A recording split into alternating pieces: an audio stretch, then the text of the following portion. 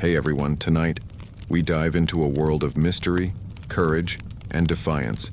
The hidden history of women who vanished from the records, not because they failed, but because they succeeded where society least expected. These were women who outsmarted empires, led secret rebellions, and built lives in the shadows, far from the rigid expectations of their time. Their stories weren't just buried, they were erased. But tonight, we're digging them back up. Before we set sail on this journey through forgotten resistance, take a quick second to like the video and subscribe. Only if you actually enjoy peeling back the layers of untold history with me. And hey, drop a comment telling me where you're watching from and what the weather's like there. It's always cool to see how far these stories travel. All right, settle in. Maybe dim the lights, grab your favorite snack, and get comfortable. Because what you're about to hear isn't just history.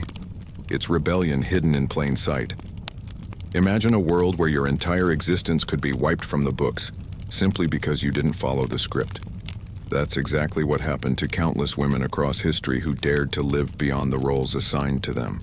We know about kings, conquerors, and the occasional legendary queen who fit neatly into the history textbooks. But the women who disrupted the system without asking for permission, most of them, vanished like whispers in the wind. But history has cracks, and through those cracks, glimpses of these women emerge. Take, for example, Amelia Voss, a name you won't find in most classrooms or documentaries, but one that sent shockwaves through the merchant ports of the early 1800s. Amelia wasn't a noblewoman or a pirate queen by title, but she commanded influence in a place where influence for women wasn't just rare, it was unthinkable. She started not on the open seas, but in the narrow alleys of Lisport, a bustling trade city that connected three major empires through its docks and black markets. By the age of 17, Amelia had mastered every crooked deal, every secret meeting, and every under-the-table trade that kept the city's true economy running, all while pretending to be a simple clerk at a spice warehouse. See, Amelia understood early that if the world believed she was harmless, she'd be invisible, and invisible was powerful. She built an underground network of smugglers, informants, and craftsmen, many of whom never even knew they were working under her orders. By 22, she controlled more of the city's covert shipping routes than some minor dukes had land holdings. And the best part? The authorities never suspected her. After all, she was just a woman, probably too busy worrying about marriage proposals and embroidery to be orchestrating trade deals that kept entire economies afloat. The moment her network finally caught the attention of the crown wasn't when they uncovered her operations. It was when trade taxes plummeted, smuggling profits skyrocketed, and the wrong noble families started losing money. Suddenly, everyone wanted to know who was undermining the royal revenue, who was destabilizing trade routes with surgical precision. And when the name Amelia Voss finally emerged, the reaction was predictable: disbelief, followed by panic. The court records from that year read more like a bad comedy than legal documents. Officials debated whether Amelia even existed or whether she was some phantom criminal invented by jealous rivals. One councilman reportedly asked, "Could a woman truly manipulate merchants, sea captains, and diplomats without detection for nearly a decade?" The answer: not only could she did. But when they finally cornered Amelia, expecting her to weep, deny everything, or offer some teary confession, she did none of the above. Standing before the tribunal, dressed in modest trade attire, she smiled, leaned forward, and delivered a single statement that would echo for years. If your crown's fortunes are so fragile that one woman with a pen and ledger can undo them, maybe the crown isn't as mighty as you thought. Mic drop. And just like that, the room fell silent. But Amelia wasn't just clever, she was strategic. Knowing full well the limitations of the legal system, she invoked a defense so old, so rooted in societal discomfort, that the court stumbled right into her trap. She claimed a clause buried deep in trade law, one that required pregnant women to receive leniency during sentencing. A dusty regulation meant to protect noble bloodlines, never intended for a dockside merchant with sharper instincts than most admirals. And whether Amelia was genuinely expecting or just exceptionally convincing, We'll never know. What we do know is that the court delayed her sentence, rumors of influential bribes and backdoor deals swirled, and within weeks, Emilia disappeared. No prison, no public execution, no satisfying conclusion for the authorities desperate to make an example out of her. What followed was a legend in whispers. Sightings of her coordinating new trade routes in distant cities, partnerships with disenfranchised ship captains, and rumors of entire merchant guilds quietly bowing to her influence without ever admitting it publicly. Her escape wasn't just a personal victory. It was a blueprint. Suddenly, other women in Lisport and beyond began bending the system in their favor, leveraging forgotten laws, exploiting male arrogance, and rewriting their fates, all while staying conveniently invisible to those in power.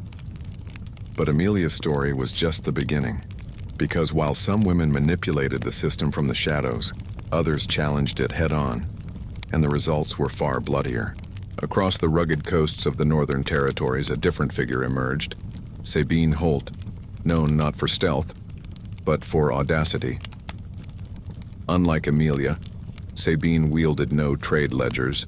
Her weapon was direct, unapologetic defiance. Sabine was a former shipwright's apprentice, one of the only women allowed near the docks under the guise of learning carpentry. But by 25, she wasn't building ships. She was stealing them. She led raids along the icy coasts, targeting military supply vessels and royal patrol ships. Her small but ferocious fleet known for vanishing into the fog before reinforcements ever arrived. Her signature? Leaving behind broken chains at every raid site, a symbol of rebellion against the monarchies tightening their grip on trade and movement. Authorities branded her a traitor, a criminal, a disgrace to her homeland. Pamphlets depicted her as a monstrous figure, exaggerated with fangs and claws preying on innocent merchants, though most of her raids targeted armed convoys and corrupt officials. The public, meanwhile, was divided. Some saw her as a villain, others whispered her name like a prayer for freedom. Eventually, Sabine was captured, betrayed by an informant within her own ranks. But her arrest didn't unfold as the authorities hoped. During her trial, she refused to plead, refused to weep, and instead demanded recognition as a naval adversary, not a criminal. The court, of course, ignored her demands. But when they prepared to execute her publicly, a curious obstacle arose. Sabine, too, claimed pregnancy. Was it true? Possibly. But the timing was impeccable. The court, bound by archaic moral codes, delayed the execution pending verification. Sabine's allies seized the opportunity, orchestrating a prison break so daring it became legend. Masked insurgents, tunnels beneath the courthouse, and Sabine vanishing into the freezing northern waters before the gallows were ever assembled. Her escape humiliated the monarchy. To save face, they declared her dead, buried an empty coffin, and scrubbed official records of her existence. But stories of Sabine's fleet re-emerging months later, operating under new banners, painted a different picture. These women, Emilia, Sabine, and countless unnamed others, thrived not because they followed rules, but because they understood that rules were written by those afraid of losing control. Their stories exposed the cracks in historical narratives, the blind spots where rebellious women rewrote the game, often slipping through society's fingers like smoke. And while the authorities tried to erase them, their influence rippled far beyond courtrooms and dockyards, reshaping how resistance could look: quiet, strategic, relentless. While Sabine Holt's daring escape rattled the cold northern courts, far across the salt-churned waters of the Eastern Sea, another story was quietly unfolding, one cloaked not in rebellion, but in reinvention. Her name was Isara Deneuve, and unlike Emilia or Sabine, her battles weren't waged with fleets or forged documents, but with silence, subtlety, and calculated influence. Isara's life began on the fringes of the Kingdom of Estrel, born to a family of modest artisans known for crafting intricate navigational instruments prized by explorers and military captains alike. From an early age, Isara understood the power of direction, and more importantly, how those who controlled the maps controlled the narrative. By the age of 19, while most of her peers were locked into roles as seamstresses, cooks, or overlooked wives, Isara was already sketching secret routes across uncharted territories, mapping coastlines with meticulous precision and embedding false trails into official records to mislead the Crown's navy. The Empire believed their maps to be gospel, but Isara made sure they were riddled with quiet lies. Her deception wasn't born from greed, but survival. Estrel's monarchy had long monopolized trade and exploration, choking independent merchants, silencing rival cartographers, and ensuring that only sanctioned captains sailed the lucrative trade winds. Those who dared challenge the Crown's authority often vanished, arrested, exiled, or conveniently lost at sea. Isara's family faced ruin when her father refused to falsify charts that exaggerated the Empire's reach. Their workshop was seized, their reputation dismantled, and their livelihood crushed under political boot heels. But Isara didn't retreat. Instead, she embedded herself deeper within the naval bureaucracy, posing as a lowly scribe in the grand cartography halls of Estrel's capital. It was there, beneath marble pillars and gold-embroidered banners, that she quietly dismantled the Empire's grip on navigation. For 7 years, Isara forged alternative maps, redirected fleets into dead waters, and covertly sold accurate charts to outlaws, rogue merchants, and exiled explorers. She became a phantom, whispered about in coastal taverns, feared by naval commanders who couldn't explain their ships vanishing into fog-choked oblivion. The Crown's admirals called it a curse upon the sea, never suspecting the soft-spoken archivist with ink-stained fingers was the storm behind their misfortunes. But as with all legends, shadows can only stretch so far before the light catches up. Isara's unraveling came not from exposure, but betrayal. A trusted colleague, desperate for status, sold her secrets to the authorities. One evening, as sea storms battered the distant shores, Estrel's enforcers stormed the cartography halls, shackled Isara, and paraded her through the capital as a traitor of the highest order. They expected to break her spirit, force a confession, and restore their illusion of control. But Isara, much like Emilia and Sabine before her, had already anticipated every step. At her trial, Isara didn't deny her actions. She illuminated them, reciting the Empire's corruption, the bloodshed hidden behind maritime expansion, the manipulation of maps to erase entire coastal communities. Her words sent ripples through the public, already simmering with discontent from years of harsh trade restrictions and imperial arrogance. But what truly stunned the court was not her confession. It was her final maneuver. Isara invoked a maritime law buried deep in Estrel's legal archives, one designed to protect scholars responsible for essential knowledge preservation during times of conflict. The law dictated that those who contributed significantly to navigational safety, regardless of their crimes, could not be sentenced to death without unanimous approval from both naval and scholarly councils. It was an obscure relic from centuries prior, forgotten by most but meticulously memorized by Isara. The court, bound by their own ancient codes, delayed her sentencing indefinitely, triggering bureaucratic gridlock. While the authorities scrambled to assemble their councils and save face, Isara vanished, spirited away by underground networks sympathetic to her cause. Her maps, her codes, and her influence spread across the region, igniting a quiet resistance that destabilized Estrel's once unchallenged dominance. The woman once dismissed as a mere scribe became a symbol of defiance hidden within intellect. Her legacy etched not into history books, but onto every chart that sailed against the Empire's wishes. But for every Isara who outwitted the system, there were countless women erased before their names could be whispered beyond shadowed doorways. Their stories drowned under waves of forgotten trials, unmarked graves, and official records sanitized by those who feared what ungoverned women could represent. It wasn't merely piracy or rebellion that endangered these women. It was audacity itself. In regions far beyond Estrel's borders, across sun-scorched deserts and deep jungle canopies, tales emerged of women orchestrating resistance movements disguised as trading caravans, agricultural collectives, or religious pilgrimages. One such figure was Inara Quill, a former apprentice of a royal historian, who weaponized knowledge and folklore to ignite uprisings across the fractured territories of the southern archipelago. Inara's gift wasn't in warfare but in shaping belief. Her strategy was deceptively simple.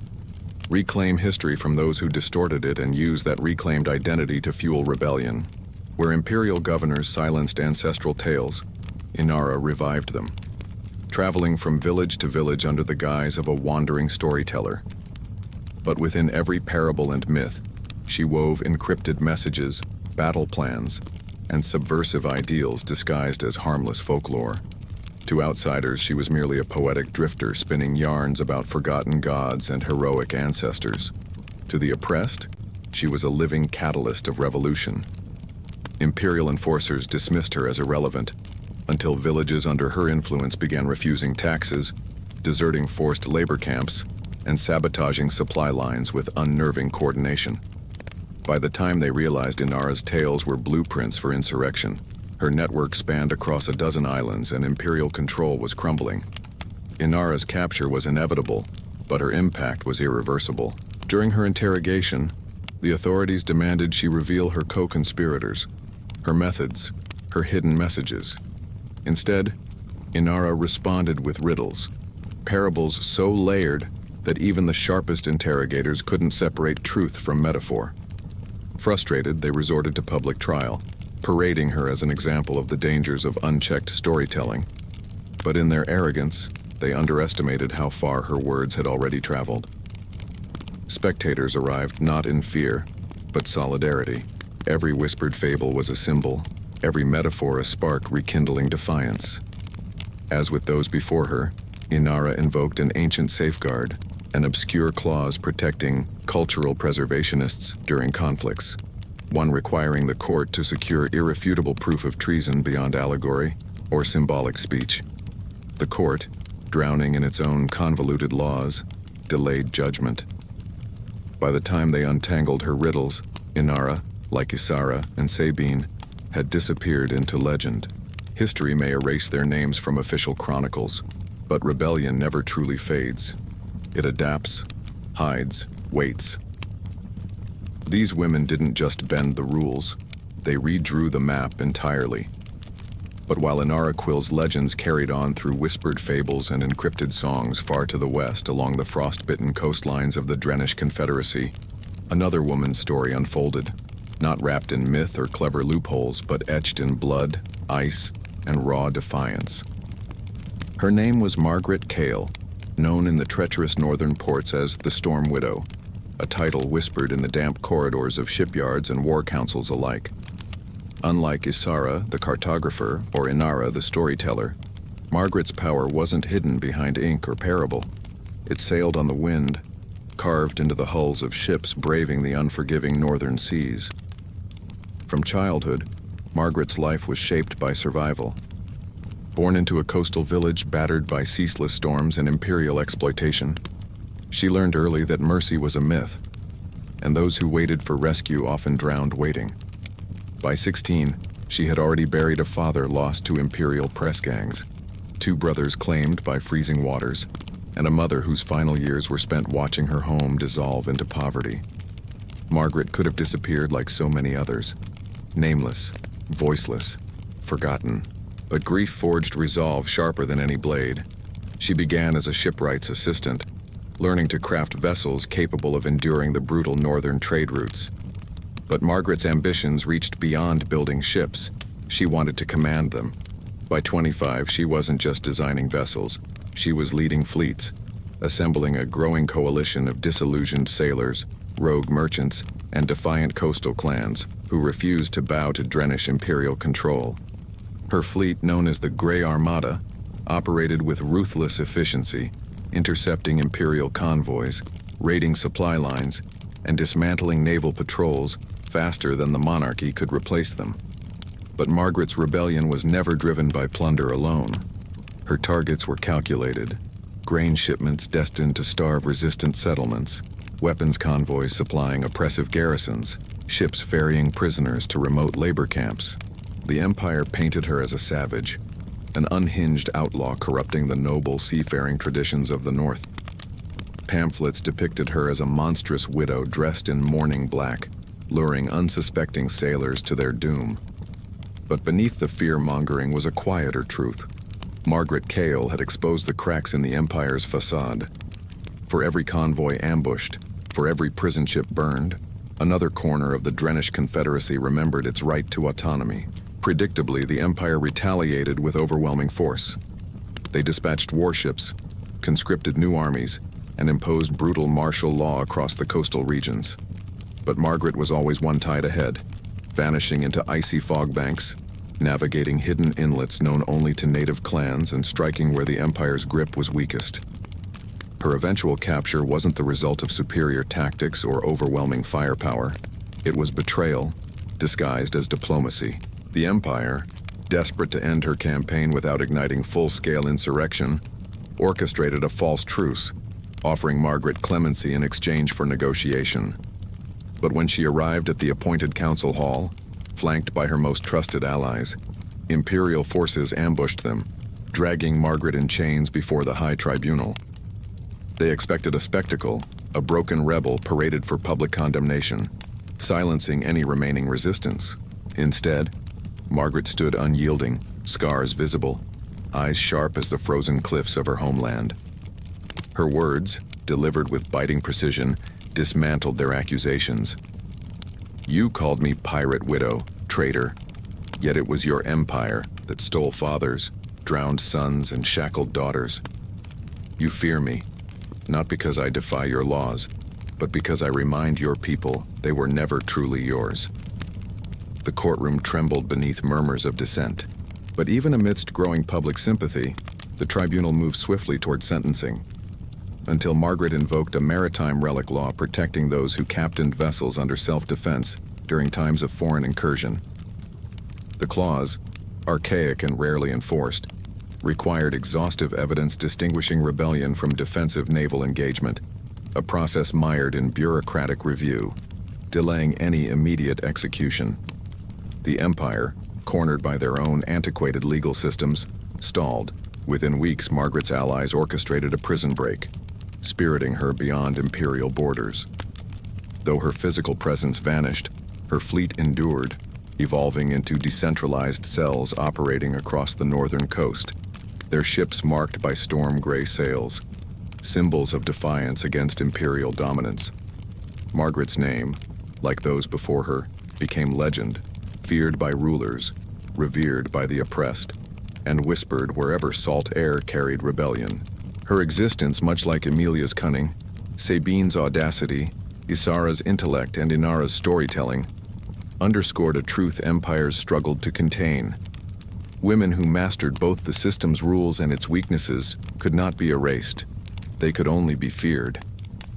As the Grey Armada carved its legend into the frigid tides of the Drenish Confederacy, thousands of miles south beneath the sun-scorched cliffs of the Sarentine Gulf, a very different uprising simmered, one woven not with sails or steel, but with poisons, alliances, and whispered promises traded beneath the marble arches of the ruling elite. Here, the story belonged to Leora Vey, a name unknown to the outside world, yet infamous behind the silk curtains of Sarentine's aristocratic courts. Unlike Margaret Cale's open defiance or Sabine Holt's maritime raids, Leora understood the art of erosion, the quiet dismantling of power from within, one calculated betrayal at a time. Born the illegitimate daughter of a prominent statesman and a servant silenced by scandal, Leora's childhood teetered between gilded opulence and shadowed rejection. Barred from inheritance, dismissed by noble society, yet fluent in courtly intrigue, she became a ghost haunting the Empire's corridors, invisible, underestimated, and increasingly dangerous. By 23, Leora had mastered the labyrinthine etiquette of the Sarentine aristocracy. She wove herself into the fabric of lavish banquets, political galas, and clandestine councils, never entirely welcome, yet never fully excluded. Her power wasn't overt rebellion, but information, gathering secrets, manipulating rivalries, and exposing fractures in the Empire's gleaming facade. Where others saw social gatherings, Leora saw tactical arenas, every whispered insult or careless boast another thread in the web she spun. But her ambitions extended beyond court gossip. Leora's true genius lay in her alliance with the Veiled Syndicate, a clandestine network of spies, assassins, and disenfranchised scholars operating in the empire's underbelly. Through them, she orchestrated political upheaval disguised as scandal, leveraged blackmail disguised as rumor, and assassinated tyrants disguised as tragic accidents. For nearly 6 years, the empire's nobility danced unaware atop a collapsing foundation. Provincial governors vanished under suspicious circumstances. Trade monopolies disintegrated overnight, and influential senators found their most damning secrets paraded through anonymous letters. The Crown, desperate to maintain control, launched sweeping investigations interrogating merchants, scholars, and military officers. Yet they overlooked Leora, whose name remained a footnote lost among the empire's countless illegitimate children. That changed the night she orchestrated the downfall of Chancellor Hadrian Solver, an imperial advisor whose ruthless economic policies had impoverished entire provinces. His unexpected demise, officially ruled a tragic illness, unofficially whispered as assassination, exposed a network of dissent festering beneath Sarentine's marble towers. In their panic, the authorities traced the web back to Leora. Her arrest was inevitable, a public spectacle designed to restore faith in imperial order. They paraded her through crowded markets, stripped her of titles she never officially possessed, and dragged her into a tribunal broadcast across the empire's communication networks. Officials expected tears, denial, or desperate pleas for mercy. Instead, Leora delivered surgical precision with her words, unveiling documented evidence of systemic corruption, embezzlement, and abuses buried beneath the empire's polished veneer. Every accusation struck with the weight of undeniable truth, leaving the tribunal cornered. To execute her risked igniting open rebellion. To acquit her risked legitimizing her cause. But Leora, anticipating their quandary, invoked an archaic provision buried within the empire's civic charter, a clause protecting those who exposed systemic abuses from capital punishment, regardless of their own affiliations. The law, long forgotten amid centuries of authoritarian rule, was undeniable. The court, trapped by their own legislation, delayed sentencing indefinitely, launching exhaustive reviews while Leora languished in a gilded prison under constant surveillance. Yet confinement did little to sever her influence.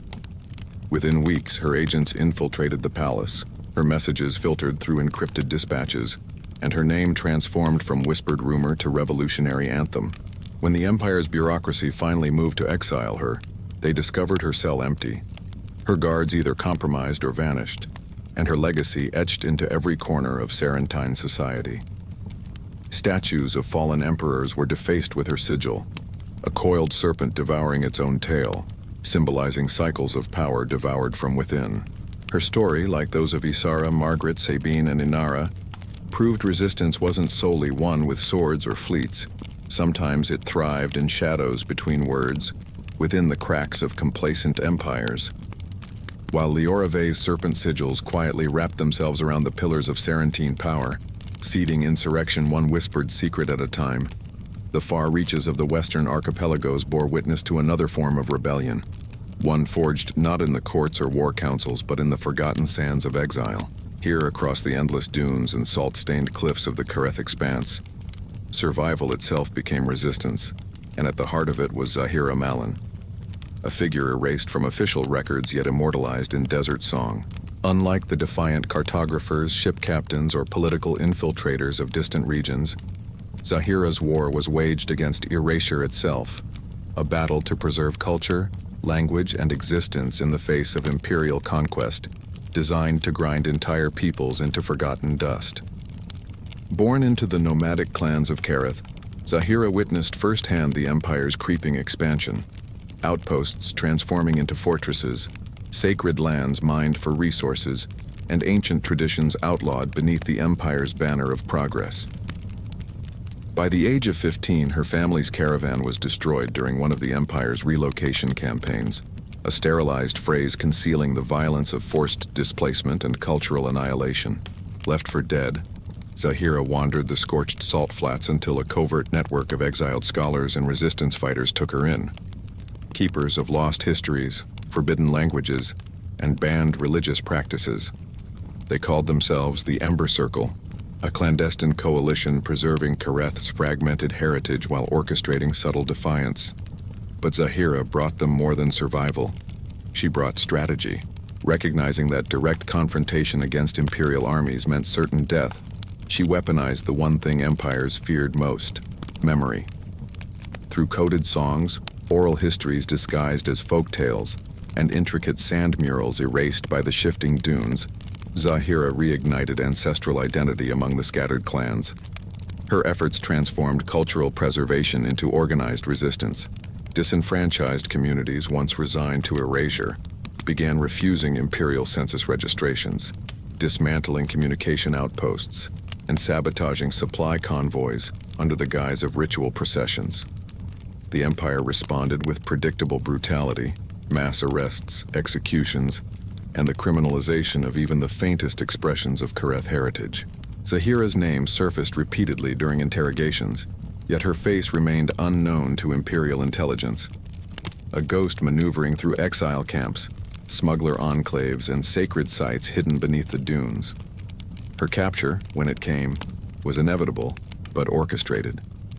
Zahira allowed herself to be taken during a staged ceremony honoring a false imperial truce, calculating that her public trial would amplify her cause beyond the confines of the desert. Shackled and paraded before imperial governors, she was presented as proof of the empire's restored order. But Zahira, clad in ceremonial desert garb, woven with the forbidden sigils of her ancestors, turned the tribunal into a stage for rebellion. Her testimony dismantled imperial propaganda, exposing the forced sterilizations, cultural erasures, and systemic resource exploitation masked behind diplomatic treaties. When the governors moved to execute her, Zahira invoked the ancient Treaty of Veils, a forgotten accord predating the empire itself, recognizing the spiritual sovereignty of Kareth clans and prohibiting capital punishment during sacred lunar cycles. The court, unfamiliar with the empire's annexed histories, stumbled beneath the weight of their own contradictions. With legal proceedings halted and bureaucratic uncertainty spreading, Zahira's allies staged her extraction, smuggling her from the court's fortified chambers beneath the chaos of a solar eclipse.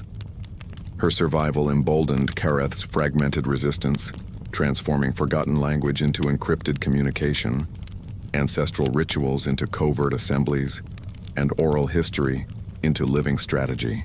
Across the dunes, Zahira's name became both warning and rallying cry, a reminder that culture, when weaponized, could fracture empires more effectively than armies. As Zahira Malin's name drifted across the shifting dunes, carried by caravan whispers and etched into smuggled manuscripts, her story ignited embers of rebellion far beyond the Kareth expanse. In distant, rain-soaked cities nestled beneath towering cliffs and cascading waterfalls, another defiant figure emerged, not as a warrior or political saboteur, but as a master of manipulation disguised beneath layers of religious devotion. Her name was Sister Evienne Calder, though few outside the monastery walls ever suspected the depth of her true influence. To the casual observer, Evienne embodied the image of a devout cleric, veiled in modest robes, reciting prayers in ornate chapels, and tending to the sick within the empire's sprawling spiritual enclaves. Yet beneath the solemn rituals and incense smoke, she orchestrated one of the most elaborate intelligence networks ever concealed beneath the guise of faith.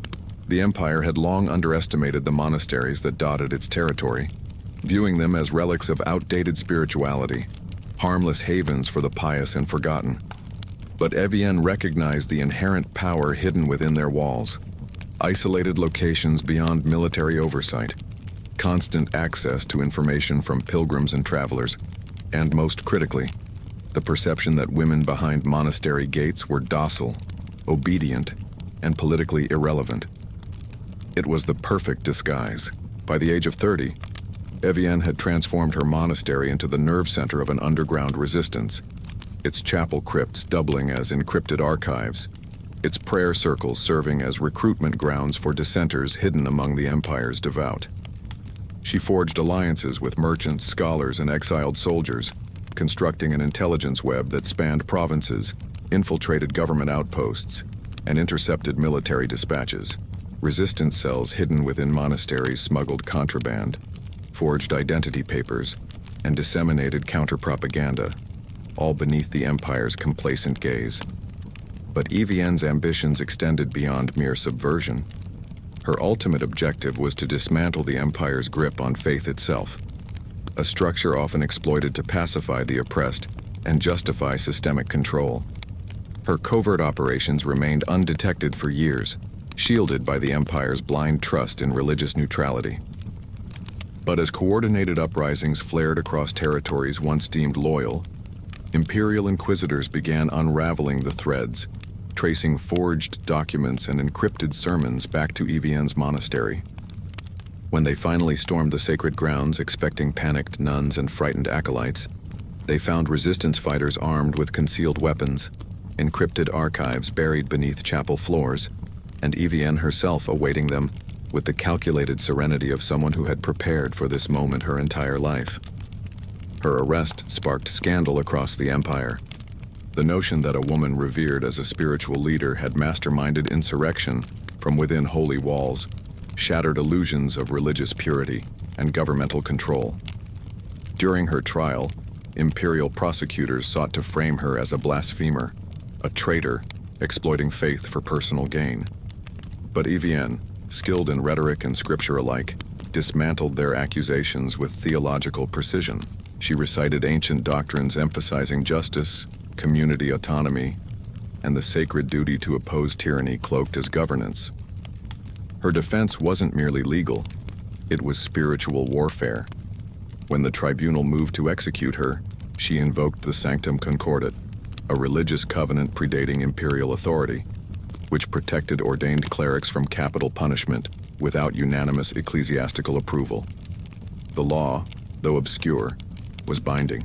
The Empire, entangled in its own sanctimonious legislation, stalled. While bureaucrats debated jurisdiction and theological councils scrambled to salvage credibility, EVN vanished, spirited away by her allies into hidden enclaves nestled within the Empire's forgotten monasteries. Her legacy rippled across the Empire like a silent hymn of defiance.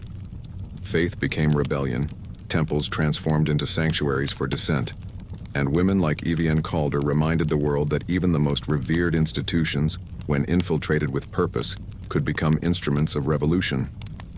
As Sister EVN Calder's defiant sermons echoed through hidden cloisters and underground sanctuaries, another form of resistance was taking shape far from chapels and monasteries, buried deep within the industrial labyrinth of the Empire's most formidable city, Varen's Hollow. Unlike the sunlit halls of spiritual rebellion or the windswept deserts of Zahira's ancestral struggle, Varen's Hollow was carved beneath the earth, a sprawling subterranean metropolis of factories, smog-choked tunnels, and endless mechanical grind. It was here, amid molten steel and grinding gears, that Helena Dreven's uprising was forged. Not with fleets, not with doctrine, but with raw, unrelenting labor. Varen's Hollow was the Empire's engine room, its factories churning out weaponry, automaton components, and the machinery that fueled expansion across continents. For decades, the working class toiled beneath unbearable conditions, long hours, toxic air, and wages that barely bought enough to survive. The Empire's elite, comfortably distant from the smog and soot, viewed the subterranean city as a necessary sacrifice for prosperity. But Helena Dreven was never one to accept sacrifices made on her behalf. Born to factory workers crushed beneath endless quotas, she witnessed as illness, injury, and silence consumed her community. By 18, she was repairing machinery more efficiently than the engineers paid to oversee operations. By 22, she was organizing clandestine assemblies among the laborers, and by 25, she was orchestrating strikes powerful enough to halt entire production lines. Her movement began small, coordinated work slowdowns disguised as mechanical failures, encrypted communications disguised as maintenance reports, and underground publications exposing the Empire's exploitation. But Helena understood that rebellion required more than anger. It demanded structure, strategy, and a catalyst the Empire couldn't ignore. That catalyst arrived when a catastrophic refinery collapse, long predicted by Helena's engineers, claimed hundreds of lives. Workers buried beneath molten slag and debris, while imperial officials dismissed the disaster as unavoidable. The tragedy ignited the smoldering rage Helena had cultivated for years. Within weeks, coordinated strikes erupted across Varen's Hollow, halting production and severing the Empire's supply chains. The Empire responded with predictable force, dispatching enforcers, mercenaries, and propaganda teams to crush the uprising. But Helena's network operated like the machines they once serviced, precise, efficient, and interconnected beyond the Empire's comprehension. Entire factory sectors fell under her control. Underground bunkers transformed into fortified strongholds, and for the first time in Imperial history, the heart of industrial production pulsed to the rhythm of worker defiance rather than Imperial command. Helena's capture came not through military might but deception. Imperial negotiators, desperate to restore production, offered Helena an audience with senior officials, promising reforms, safety guarantees, and acknowledgement of the laborers' plight. But the negotiations were a trap, a calculated ruse designed to isolate and imprison her. They paraded Helena through the upper city, chains clanking against her soot-stained uniform, intending to shatter the uprising's morale. But Helena Dreven was not a symbol easily dismantled. In court, she delivered a scathing indictment of the Empire's exploitation, reciting casualty statistics, exposing falsified safety reports, and unveiling hidden surveillance used to suppress labor movements. Her testimony resonated beyond Varen's Hollow, igniting sympathy protests in distant industrial regions and fracturing the Empire's carefully constructed narrative. As with those before her, Helena invoked an archaic provision, buried within the Empire's own labor codes, prohibiting the execution of workers engaged in certified industrial disputes without third-party arbitration. The clause, relic of a bygone era of worker protections, bound the court's hands. Delayed sentencing, bureaucratic gridlock, and rising public unrest allowed Helena's allies to extract her from Imperial custody, spiriting her back into the depths of Varen's Hollow, where the fires of rebellion burned hotter than ever. Her uprising proved that even within the Empire's most fortified industries, beneath steel and stone, resistance could thrive, crafted not from legend or bloodline, but from labor, unity, and the relentless pursuit of justice beneath the weight of machinery. While Helena Dreven's uprising rattled the Empire's industrial foundations and sent shockwaves through production lines once thought untouchable, far beyond the soot-choked tunnels and factory strongholds, another war for autonomy was quietly unfolding. Not with machines, not with fleets, but with ink, education, and forbidden knowledge. It was here, in the academic heartland of the Dominion of Calderis, that Elira Solena waged her battle. A professor turned insurgent, armed with nothing but the written word, and a mind the Empire failed to silence. For generations, the Dominion's universities were revered as the Empire's intellectual crown jewels, churning out scholars, bureaucrats, and loyal administrators primed to reinforce imperial control. Education was tightly regulated, history revised to suit the crown, and philosophical debate confined within state-approved boundaries. But for Elira, knowledge stripped of truth was nothing but a weapon of oppression disguised as enlightenment. Elira Solene was born into a privileged scholarly family, educated in the Dominion's most prestigious academies, fluent in history, philosophy, and political science by 16. But it was her discovery of the forbidden archives, ancient manuscripts, censored histories, and banned revolutionary treatises that ignited her transformation from obedient academic to quiet insurgent. At first, her defiance was subtle, inserting subversive questions into lectures, challenging state narratives in carefully constructed debates, and mentoring students brave enough to think beyond imperial dogma. But as the years passed and the Empire's stranglehold on information tightened, Elira's rebellion evolved from intellectual defiance to coordinated academic insurgency. She forged a clandestine network within the Dominion's most respected institutions. Professors, archivists, and students united in their pursuit of unfiltered knowledge. Together, they smuggled banned texts, decoded censored documents, and restored forgotten histories to those willing to see beyond imperial lies. Their underground schools, hidden within basements and lecture halls after dark, became sanctuaries of truth, a stark contrast to the Empire's rigid indoctrination. As their influence grew, so too did the Empire's paranoia. Secret police infiltrated classrooms, libraries were raided, and suspected dissidents vanished into state-run re-education centers. Yet Elira's network endured, adapting, evolving, and expanding across academic provinces. Her capture, when it came, was orchestrated during a staged academic symposium, a trap disguised as an honorary ceremony recognizing her scholarly achievements. Arrested mid-lecture, her students silenced by armed enforcers, Elira was paraded through the Dominion's capital as an example of what awaited intellectual dissidents. But trials fueled by spectacle often unravel beneath the weight of unintended consequences. In court, Elira dismantled the Empire's historical fabric with brutal precision, exposing fabricated histories, reciting banned revolutionary doctrines, and challenging the very legitimacy of the Dominion's academic structure. Her words, broadcast across imperial communication networks, shattered illusions cultivated for generations. When the tribunal sought to execute her, Elira invoked the academic concord, an ancient doctrine protecting scholars engaged in critical inquiry, regardless of their alignment. Though diluted by centuries of state manipulation, the concord's legal language remained binding. The court, tangled in their own web of scholarly traditions, delayed her sentencing indefinitely. Meanwhile, Elira's allies launched coordinated uprisings across academic provinces, liberating libraries, seizing printing presses, and disseminating censored knowledge faster than the Empire could contain it. Though the Empire erased her name from official records, Elira Solène became legend, proof that ideas once unleashed were impossible to cage, and that knowledge wielded as defiance could fracture empires more efficiently than armies or fleets. Her quiet war transformed classrooms into battlegrounds, libraries into arsenals, and her legacy into an unrelenting reminder that truth, even buried beneath lies, always finds a way to rise.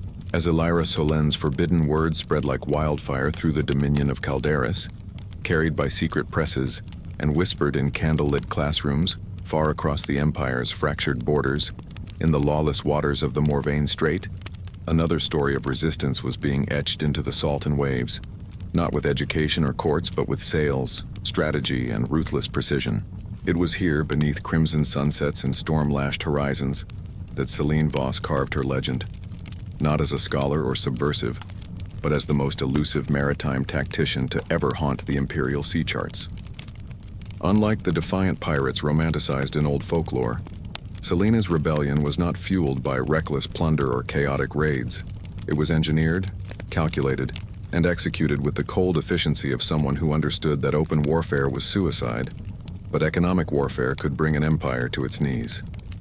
Céline was born aboard a merchant vessel seized during a border skirmish, her earliest memories woven with the creaking of timber, the scent of salt, and the bitter taste of loss. By 17, she was a skilled navigator. By 23, she had already captained her first ship under the guise of legitimate trade. But beneath the cargo manifests and forged imperial seals, Céline orchestrated a smuggling empire that quietly siphoned resources, intercepted military supply lines, and destabilized the empire's maritime control. Her fleet, dubbed the Hollow Tide, operated in shadows disguised as fishing vessels, merchant convoys, and salvage operations, their true allegiance buried beneath layers of forged documentation and false affiliations. For nearly a decade, Céline manipulated trade routes, orchestrated naval disappearances, and funneled contraband to rebel factions across the Empire's coastal territories. Her operations were seamless. No banners, no reckless gunfire. Only strategic precision that left the Empire's navy chasing ghosts across vast, unforgiving waters. Officials dismissed reports of a woman commanding entire fleets as exaggerated sailor folklore, conveniently ignoring the economic hemorrhaging unraveling beneath their ports. But when entire coastal garrisons found themselves isolated, resupply vessels vanished, and essential resources dried up, the Empire could no longer deny the quiet war being waged beneath the waves.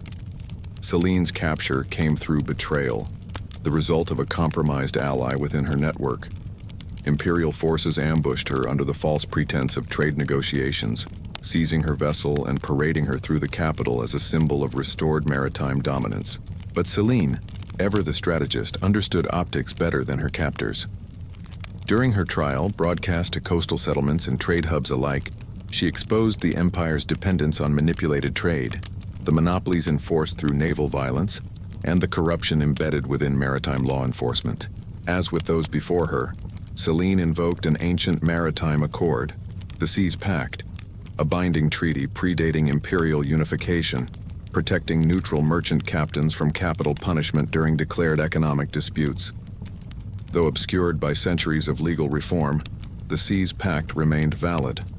The court, entangled by their own historical bureaucracy, delayed her execution indefinitely, fueling public debate and weakening imperial control over trade. Within weeks, Selene's fleet, operating under new banners and encrypted routes, extracted her from imperial custody, their sails disappearing beyond the horizon like whispers of rebellion carried on salt and wind. Her legacy, like the waves themselves, remained fluid, untamed, and impossible to anchor beneath imperial control. Her war was not one of banners, but of leverage, reminding the empire that even the most vast dominions could drown, one vanished vessel at a time. While Selene Voss's fleet dissolved into the mist of the Morvain Strait, her sails vanishing beyond the empire's grasp, the final echo of defiance rose not from the sea, the courts, the deserts, or the factories, but from the forgotten hinterlands, those overgrown borderlands where empire meets wilderness and control fractures under the weight of untamed earth. It was here, beyond the reach of naval charts and imperial roads, that Neva Corvin waged the last war in the shadows, a rebellion rooted not in ships or slogans, but in the raw, ancient bond between land, people, and memory. Neva's story did not begin with grand speeches or battlefield glory. It began in the overgrown ruins of her ancestral village, raised decades earlier by imperial expansion, where crumbling stone and tangled roots told stories officials tried to bury beneath new borders. Neva was a child of the fringes, born in exile among displaced communities labeled stateless by imperial decree, stripped of identity, homeland, and protection. But among the forgotten, memory runs deep. From a young age, Neva absorbed forbidden knowledge, land stewardship passed down in secret, medicinal practices outlawed by imperial science, and stories etched into the bark of ancient trees, hidden from bureaucratic eyes. As imperial frontiers advanced, swallowing forests, dismantling settlements, and forcing assimilation, Neva transformed remembrance into resistance. By 26, she commanded an elusive network of exiles, herbalists, and guerrilla fighters operating across vast stretches of untamed territory, reclaiming the land inch by inch, sabotaging imperial infrastructure disguised as agricultural reforms, and restoring sacred sites bulldozed under the banner of progress. Her operations were spectral, bridges collapsing under natural wear, supply convoys diverted by false maps, and settlements reappearing in territories marked as cleared on imperial reports. Officials blamed terrain, weather, and internal mismanagement, never realizing Neva orchestrated their unraveling from beneath the forest canopies. But empires, blind as they may be, eventually recognize patterns, and when resource extraction stalled and frontier settlements vanished overnight, the hunt for Neva began. Her capture, when it came, was born not from error, but from calculated sacrifice. Neva surrendered herself during a false peace accord, designed to expose imperial leadership's duplicity and rally fragmented border communities into unified defiance. Dragged in chains to the imperial capital, officials sought to parade Neva as a relic of failed resistance, her trial intended to crush morale across the frontiers. But Neva, bound but unbroken, turned the courtroom into her final battlefield. She recited the erased history of displaced peoples, unveiled evidence of environmental devastation concealed by the empire's governors, and invoked the Charter of Origins, a pre-imperial agreement protecting indigenous stewardship rights, conveniently buried beneath centuries of conquest. Bound by their own laws, the court delayed sentencing, triggering legal confusion and bureaucratic paralysis. In the chaos that followed, Neva's network liberated her, retreating deep into the hinterlands where empire faltered, and the wild reclaimed its dominion.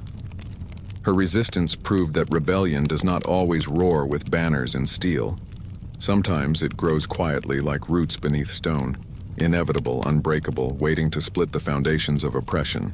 And now, as we've traveled through forgotten deserts, across rebellious waters into the depths of industry, beneath holy sanctuaries, through forbidden universities, and across tangled borders, one truth binds every woman we've met. History tried to silence them, erase them, cage them, but they endured. They adapted. They rewrote the rules. Their stories remind us that rebellion comes in many forms, through cunning, knowledge, courage, and sometimes pure audacity. And if you've made it this far into our journey together, I hope their stories sparked something in you, a question, a curiosity, a fire. If they did, I invite you to join our community here. Hit that subscribe button not just to support the channel, but to become part of a space where untold histories, forgotten rebellions, and hidden truths find their voice. Drop a comment below.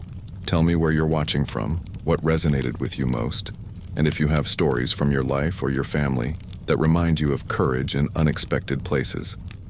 I read every single one, and this space grows stronger when your voices join the conversation. Thank you for being part of this story tonight. Until next time, stay curious, stay bold, and remember, history belongs to those who refuse to be erased.